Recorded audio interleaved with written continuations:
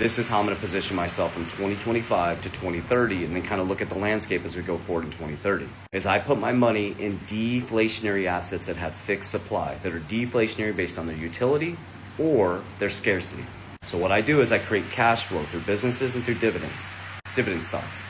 With that cash flow, which is someone else's debt, there is no income, there's no money in the system. Your income is my debt, my income is your debt, so you're getting paid in someone else's debt.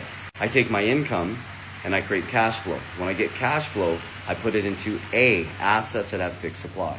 I'm positioning myself in what I think is a new monetary system for the next 100 years. Things like XRP, which is a bridge currency. Things like Bitcoin, which have a fixed supply, which is being treated like gold.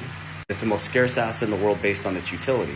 WL, as in Larry, FI, the new World Bank that was created by the Trump family and Steve Witkoff family, which is decentralized finance. That's where it goes into my thought process of demantling the Federal Reserve and the central bank, because we don't need the Federal Reserve, we don't need the central bank, because we have decentralized finance. I can transfer you a stable coin outside the system.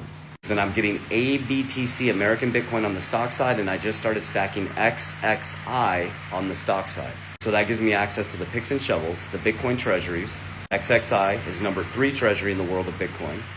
American Bitcoin just climbed to the number 22 spot out of over hundreds of Bitcoin treasuries. I have access to the treasuries, the mining with American Bitcoin, the picks and shovels, the gold, which is Bitcoin, the new decentralized finance model, which is WLFI, and XRP, which is a bridge currency. And I'm going to stick with this. I'm going to hold the line. I'm going to keep being open and transparent with you guys on exactly what I'm doing, so we can come back in 2030 and see how I did. So you need to pay attention more than just getting rich in crypto. You need to understand the macro and microeconomic impacts of what's happening right now, and understand that your financial systems will look completely different by 2030.